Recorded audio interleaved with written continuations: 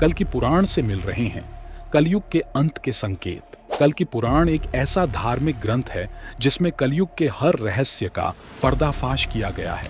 इस वीडियो में हम उन छिपे हुए संकेतों का खुलासा करेंगे जो बताते हैं कि कलयुग का अंत निकट है। क्या आप जानते हैं कि भगवान कल्कि का जन्म कब और कहां होगा? उनके बचपन की रहस्यमयी लीलाएं क्या होंगी जो उन्होंने कृष्ण अवतार में की थी? क्या 2025 में दुनिया के कई देश और शहर जलमग्न हो जाएंगे और विशालकाय इमारतें तिनकों की तरह बह जाएंगी? कौन सी अद्भुत विद्याएं भगवान कल्कि सीखेंगे और कौन कौन से अस्त्र शस्त्र उन्हें प्राप्त होंगे?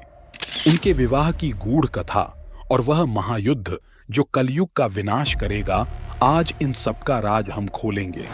भगवान कल्कि कैसे सतयुग की स्थापना करेंगे और इसके बाद का भविष्य कैसा होगा, और अंत में वह अपने धाम को कब और कैसे प्रस्थान करेंगे। तो चलिए दोस्तों, अब वक्त आ गया है इन रहस्यों से पर्दा उठाने का। वीडियो शुरू करने से पहले आपसे एक छोटा सा निवेदन है कि कमेंट में जय नारायण अवश्य लिखें। दोस्तों, जब प्रलय काल समाप्त हुआ तो ब्रह्मा जी ने अपनी पीठ से घोर मलिन पातक को उत्पन्न किया। इसी से अधर्म की उत्पत्ति हुई। अधर्म की पत्नी मिथ्या हुई। फिर इन दोनों के संयोग से महाक्रोधी दंभ नाम का पुत्र और माया नाम की कन्या उत्पन्न हुई। फिर दंभ और माया के संयोग से लोभ नामक पुत्र और निकृति नाम की कन्या का जन्म हुआ। इसी प्रकार अधर्म के कुल में कली, द्रुति, भयानक, मृत्यु, यातना आदि हजारों धर्म निंदकों का जन्म अधर्म के परिवार में हुआ। यह सभी लोग मिलकर दुनिया के लोगों पर मानसिक रूप से अत्याचार करेंगे। यही युग कलयुग होगा। कलयुग यानी काला युग, कलह और कलेश का युग। इस युग में सभी के मन में असंतोष होगा और सभी मानसिक रूप से दुखी हो जाएंगे। 5 वर्ष की उम्र में स्त्री गर्भवती हो जाया करेंगी। 16 वर्ष में लोग वृद्ध हो जाएंगे और 20 वर्ष में ही मृत्यु को प्राप्त हो जाएंगे। इंसान का शरीर घटकर बोना हो जाएगा। इंसान की उम्र बहुत कम रह जाएगी। युवा अवस्था समाप्त हो जाएगी। जैसे जैसे कलयुग आगे आता जाएगा वैसे वैसे धर्म, सत्य, पवित्रता, क्षमा, दया, आयु, बल और स्मरण शक्ति का लोप होता जाएगा। कलयुग के अंत में संसार की ऐसी दशा होगी कि अन्न नहीं उगेगा। लोग मछली मांस ही खाएंगे और भेड़ बकरियों का दूध पिएंगे। गाय तो दिखना भी बंद हो जाएंगी।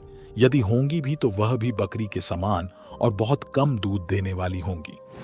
एक समय ऐसा भी आएगा जब जमीन से अन्न उपजना बंद हो जाएगा। पेड़ों पर फल नहीं लगेंगे। स्त्रियां कठोर स्वभाव वाली व कड़वा बोलने वाली होंगी। वे पति की आज्ञा नहीं मानेंगी। जिसके पास धन होगा उसी के पास स्त्रियां रहेंगी। मनुष्यों का स्वभाव गधों जैसा और केवल गृहस्थी का भार ढोने वाला रह जाएगा। लोग विषयी हो जाएंगे। धर्म कर्म का लोप हो जाएगा। मनुष्य जप रहित, नास्तिक व चोर हो जाएंगे। सभी एक दूसरे को लूटने में लगे रहेंगे। कलयुग में समाज हिंसक हो जाएगा। जो लोग बलवान होंगे उन्हीं का राज चलेगा। मानवता नष्ट हो जाएगी। रिश्ते नाते खत्म हो जाएंगे। एक भाई दूसरे भाई का ही शत्रु बन जाएगा। जुआ, शराब, पर स्त्री गमन और हिंसा ही धर्म होगा। पुत्र पिता का और पिता पुत्र का वध करके भी दुखी नहीं होंगे। अपनी प्रशंसा के लिए लोग बड़ी बड़ी बातें बनाएंगे, किंतु समाज में उनकी निंदा नहीं होगी, बल्कि उन्हें बहुत ही समझदार समझा जाएगा। उस समय सारा जगत मिलेश हो जाएगा। कलयुग में लोग शास्त्रों से विमुख हो जाएंगे। अनैतिक साहित्य ही लोगों की पहली पसंद हो जाएगा। बुरी बातें और बुरे शब्दों का ही व्यवहार किया जाएगा। अर्थात बुरी बातें और बुरे शब्दों के प्रयोग करने वालों को ज्ञानी समझा जाएगा। स्त्री और पुरुष दोनों ही अधर्मी हो जाएंगे। स्त्रियां पतिव्रत धर्म का पालन करना बंद कर देंगी और पुरुष भी ऐसा ही काम करेंगे। स्त्री और पुरुषों से संबंधित सभी वैदिक नियम विलुप्त हो जाएंगे। कलयुग में मनुष्य में वर्ण और आश्रम संबंधी प्रवृत्ति नहीं होगी। वेदों का पालन कोई नहीं करेगा। कलयुग में विवाह को धर्म नहीं माना जाएगा। शिष्य गुरु के अधीन नहीं रहेंगे। पुत्र भी अपने धर्म का पालन नहीं करेंगे। कोई भी किसी भी कुल में पैदा क्यों न हुआ हो, जो बलवान होगा वही कलयुग में सबका स्वामी होगा। सभी वर्णों के लोग कन्या बेचकर निर्वाह करेंगे। लोग कर्ज लेंगे लेकिन चुकाएगा कोई भी नहीं, तथा जिसका शास्त्र में कहीं विधान नहीं है, ऐसे यज्ञ व्रत पूजाओं का अनुष्ठान होगा। मनुष्य अपने आप को ही बहुत बड़ा पंडित समझेंगे और बिना प्रमाण के ही सब कार्य करेंगे। तारों की ज्योति फीकी पड़ जाएगी, दसों दिशाएं विपरीत हो जाएंगी। पुत्र पिता को तथा बहुएं सास को काम करने भेजेंगी। कलयुग में समय के साथ साथ मनुष्य शास्त्र ज्ञान से रहित दंभी और अज्ञानी होंगे। कलयुग के अंत के समय भयंकर युद्ध होंगे, भारी वर्षा, प्रचंड आंधी और जोरों की गर्मी पड़ेगी। लोग खेती काट लेंगे, कपड़े चुरा लेंगे, पानी पीने का सामान और पेटियां भी चुरा ले जाएंगे। चोर अपने ही जैसे चोरों की संपत्ति चुराने लगेंगे। हत्यारों की भी हत्या होने लगेगी। चोरों से चोरों का नाश हो जाने के कारण जनता का कल्याण होगा। कलयुग में ऐसे लोगों का राज्य होगा जो दोनों ओर से शोषण करेंगे, बोलेंगे कुछ और करेंगे कुछ, मन में कुछ और होगा, कर्म में कुछ और। इसी प्रकार कलयुग में ऐसे लोग रहेंगे जो बड़े ज्ञानी और ध्यानी कहलाएंगे। वे ज्ञान की चर्चा तो करेंगे लेकिन उनके आचरण राक्षसी होंगे। बड़े पंडित और विद्वान कहलाएंगे किंतु वे यही देखते रहेंगे कि कौन सा मनुष्य मरे और हमारे नाम से संपत्ति या पद कर जाए। कलयुग का मनुष्य शिशुपाल हो जाएगा। कलयुग में वह बालकों के लिए ममता के कारण इतना करेगा कि उन्हें अपने विकास का अवसर ही नहीं मिलेगा। मोह माया में ही घर बर्बाद हो जाएगा। किसी का बेटा घर छोड़कर साधु बनेगा तो हजारों व्यक्ति दर्शन करेंगे, किंतु यदि अपना बेटा साधु बनता होगा तो रोएंगे कि मेरे बेटे का क्या होगा। इतनी सारी ममता होगी कि उसे मोह, माया और परिवार में ही बांध कर रखेंगे। उसका जीवन वहीं खत्म हो जाएगा और अंत में बेचारा अनाथ होकर मरेगा। कलयुग में धनी लोग लड़के लड़की के विवाह में, मकान के उत्सव में, छोटे बड़े उत्सवों में तो लाखों रुपए खर्च कर देंगे, परंतु पड़ोस में यदि कोई भूखा प्यासा होगा तो यह नहीं देखेंगे कि उसका पेट भरा है या नहीं। उनका अपना ही सगा भूख से मर जाएगा और वे देखते रहेंगे। दूसरी ओर मौज, मदिरा, मांस भक्षण, सुंदरता और व्यसन में पैसे उड़ा देंगे, किंतु किसी के दो आंसू पहुंचने में उनकी जरा भी रुचि नहीं होगी। जैसे जैसे कलयुग और आगे बढ़ेगा वैसे वैसे भारत की गद्दी पर वेद विरोधी लोगों का शासन होने लगेगा। ये लोग ऐसे लोग होंगे जो जनता से झूठ बोलेंगे और अपने कुतर्कों द्वारा एक दूसरे की आलोचना करेंगे। उनका कोई धर्म नहीं होगा, यह सभी लोग विधर्मी होंगे। ये सभी मिलकर भारत को तोड़ेंगे और अंत में भारत को एक अराजक भूमि बनाकर छोड़ दें। अपनी तुच्छ बुद्धि को ही शाश्वत समझकर कुछ मूर्ख लोग ईश्वर की तथा धर्म ग्रंथों की प्रामाणिकता मांगने का दुस्साहस करेंगे। सभी राजा और राजनेता आचार विचार में मिलेश प्रिय होंगे। वे सब एक ही समय में भिन्न भिन्न प्रांतों में राज करेंगे। ये सब के सब परले सिरे के झूठे, अधार्मिक और स्वल्प दान करने वाले होंगे। छोटी बातों को लेकर ही ये क्रोध के मारे आग बबूला हो जाएंगे। ये दुष्ट लोग स्त्री, बच्चों और गायों को मारने में भी नहीं हिचकेंगे। दूसरे की स्त्री और धन हथियाने के लिए ये सदा उत्सुक रहेंगे। न तो इन्हें बढ़ते देर लगेगी और ना ही घटते। इनकी शक्ति और आयु थोड़ी होगी। राजा के वेश में ये बहुत बड़े धूर्त होंगे। यह लोग लूट घसोट कर अपनी प्रजा का खून चूसेंगे। जब ऐसे लोगों का शासन होगा तो देश की प्रजा में भी वैसे ही स्वभाव, आचरण और भाषण की वृद्धि हो जाएगी। राजा लोग तो उनका शोषण करेंगे ही, आपस में वे भी एक दूसरे का शोषण करेंगे और अंत में सब के सब नष्ट हो जाएंगे। भयंकर कलयुग के आने पर मनुष्य का आचरण दुष्ट हो जाएगा। योगी भी दुष्ट चित्त वाले होंगे। संसार में परस्पर विरोध फैल जाएगा। ब्राह्मण, क्षत्रिय, वैश्य, शूद्र सभी दुष्ट कर्म करने वाले होंगे और विशेषकर राजाओं में चरित्रहीनता आ जाएगी। संत जन दुखी होंगे। अपने धर्म को छोड़कर लोग दूसरे धर्म का आश्रय लेंगे। देवताओं का देवत्व भी नष्ट हो जाएगा और उनका आशीर्वाद भी नहीं रहेगा। मनुष्यों की बुद्धि धर्म के विपरीत हो जाएगी और पृथ्वी पर मिलेच्छों के राज्य का विस्तार हो जाएगा। कलयुग में थोड़े से धन से ही मनुष्यों में बड़ा घमंड होगा। स्त्रियों को अपने बालों पर ही रूपवती होने का गर्व होगा। कलयुग में स्त्रियां धनहीन पति को त्याग देंगी। उस समय धनवान पुरुष ही स्त्रियों का स्वामी होगा। जो अधिक देगा उसे ही मनुष्य अपना स्वामी मानेंगे। उस समय लोग प्रभुता के कारण ही संबंध रखेंगे। धनराशि घर बनाने में ही समाप्त हो जाएगी। इससे दान पुण्य के काम नहीं होंगे और बुद्धि धन के संग्रह में ही लगी रहेगी। सारा धन उपभोग में ही समाप्त हो जाएगा। कलयुग की स्त्रियां अपनी इच्छा के अनुसार आचरण करेंगी। भोग विलास में ही उनका मन लगा रहेगा। अन्याय से धन पैदा करने वाले पुरुषों में उनकी आसक्ति होगी। कलयुग में लोग सदा सबके लिए समानता का दावा करेंगे। कलयुग की प्रजा बाढ़ और सूखे के वजह से व्याकुल रहेगी। सबके नेत्र आकाश की ओर ही लगे रहेंगे। वर्षा ना होने से मनुष्य तपस्वी लोगों की तरह फल फूल व पत्ते खाकर ही जिंदा रहेगा। कलयुग में सदा अकाल ही पड़ता रहेगा। सब लोग हमेशा ही परेशानियों से घिरे रहेंगे। सब लोग बिना स्नान करे ही भोजन करेंगे। देव पूजा, अतिथि सत्कार, श्राद्ध और तर्पण की क्रिया कोई नहीं करेगा। कलयुग की स्त्रियां लोभी, नाटी, अधिक खाने वाली और मंद भाग्य वाली होंगी। गुरुजनों और पति की आज्ञा का पालन नहीं करेंगी तथा पर्दे के भीतर भी नहीं रहेंगी। वे केवल अपना ही पेट पालेंगी और क्रोध में भरी रहेंगी। वे देह शुद्धि की ओर भी ध्यान नहीं देंगी तथा असत्य और कटु वचन बोलेंगी। ब्रह्मचारी लोग वेदों में कहे गए व्रत का पालन किए बिना ही वेदों का ध्यान करेंगे। गृहस्थ पुरुष ना तो हवन करेंगे, न ही सत्पात्र को उचित दान देंगे। भयंकर कलयुग के आने पर राजा प्रजा की रक्षा ना करके बल्कि कर के बहाने प्रजा के धन का अपहरण करेंगे। अधम मनुष्य संस्कारहीन होते हुए भी पाखंड का सहारा लेकर लोगों को ठगने का काम करेंगे। कलयुग के अंतिम समय में संसार की दशा बहुत ही भयानक और डराने वाली हो जाएगी। कोई भी किसी भी देवी देवता की पूजा नहीं करेगा, जिससे देवताओं को भोग मिलना बंद हो जाएगा और अधर्म का परिवार चारों ओर हाहाकार मचा देगा। तब सभी देवगण दुखी होकर भगवान ब्रह्मा के पास जाएंगे। तब ब्रह्मा जी सभी देवों के साथ भगवान विष्णु के पास जाकर उनसे विनती करते हुए कहेंगे, पृथ्वी पर सभी वैदिक कर्मों का लोप हो गया है। चारों ओर बस अधर्म का राज फैला हुआ है। दुनिया के लोगों को कली ने पीड़ित करके गुलाम बना रखा है। कोई भी किसी देवी या देवता की पूजा नहीं करता है।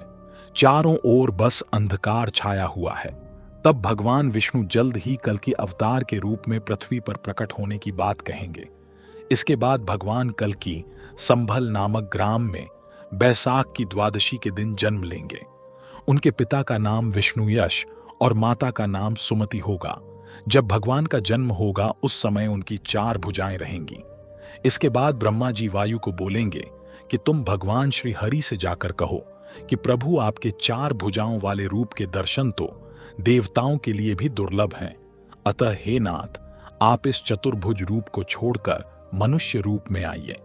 तब वायु द्वारा संदेश पाकर प्रभु श्री हरि 2 भुजाओं वाले मनुष्य रूप को धारण करेंगे। लेकिन भगवान का यह रूप देखकर उनके माता पिता अचंभित हो जाएंगे। लेकिन प्रभु की माया से मोहित होकर उन्हें लगेगा कि शायद हमने भ्रम बस ऐसा देखा होगा। इसके बाद विष्णुयश जी प्रभु के नामकरण के लिए ऋग्वेद, सामवेद और यजुर्वेद के बड़े बड़े ज्ञानियों को बुलाएंगे। इस समय यहाँ पर चिरंजीवी परशुराम कृपाचार्य, वेद व्यास और अश्वत्थामा भी भगवान कल्कि के बाल रूप के दर्शन करने के लिए भिक्षु का भेष बनाकर आएंगे। इसके बाद वह लोग भगवान कल्कि के बाल रूप के दर्शन करके उन्हें प्रणाम करेंगे और उनका नाम कल्कि रखकर वह मुनीश्वर वहां से चले जाएंगे। इसके बाद माता सुमति द्वारा लालित पालित होते हुए भगवान कल्कि शुक्ल पक्ष के चंद्रमा के समान प्रतिदिन वृद्धि को प्राप्त होते रहेंगे। भगवान कल्कि के 3 बड़े भाई भी होंगे, जिनका नाम कवि, प्राज्य और सुमंत्रक होगा। इसी के साथ में भगवान कल्कि के 3 अंश अवतार भी उनके जन्म से पहले ही जन्म ले चुके होंगे और उनका नाम होगा गागर्य, भग्रय और विशाल। एक दिन विष्णुयश जी कल्कि जी को बताते हैं कि कली नाम का एक भयंकर राक्षस है। उसने चारों ओर हाहाकार मचा रखा है। बहुत सारे लोग उसके डर से जंगलों में कंदमूल खाकर जीवन यापन कर रहे हैं। उसकी वजह से सारे वैदिक कर्मों का लोप हो गया है। संसार की दशा बहुत ही भयंकर हो गई है। पाप, अधर्म, अन्याय, अत्याचार आदि सब कुछ बहुत ज्यादा बढ़ गया है। पिता के यह वचन सुनकर भगवान कल्कि बहुत दुखी हो जाएंगे और वह पिताजी से बोलेंगे कि आप चिंता न करें, मैं आज ही उस कली का अंत करने का निश्चय करता हूं। इसके बाद बहुत से ज्ञानी जन भगवान कल्कि का उपनयन संस्कार करते हैं और भगवान कल की शिक्षा ग्रहण करने के लिए गुरुकुल के लिए निकल जाते हैं। कल्कि जी को गुरुकुल जाता हुआ देखकर महेंद्र पर्वत निवासी परशुराम जी उन्हें अपने आश्रम ले जाते हैं और बोलते हैं कि मैं भृगुवंश में उत्पन्न महर्षि जमदाग्नि का पुत्र, वेद वेदांत के तत्व को जानने वाला धनुर्वेद विद्या विदारक परशुराम हूं। मैंने इस पृथ्वी को क्षत्रिय विहीन कर ब्राह्मणों को दक्षिणा स्वरूप दे डाली थी। अब तुम धर्म पूर्वक मुझे अपना गुरु मानो। मैं तुम्हें हर प्रकार की शिक्षा दूंगा। मैं यहां महेंद्र पर्वत पर तपस्या करने आया हूं। यहां तुम सभी वेदों का अध्ययन करो और जो कोई भी ग्रंथ तुम पढ़ना चाहो उसे पढ़ो। यह सब सुनकर भगवान कल्कि ने परशुराम जी को प्रणाम किया और वेदों का अध्ययन करने लग गए।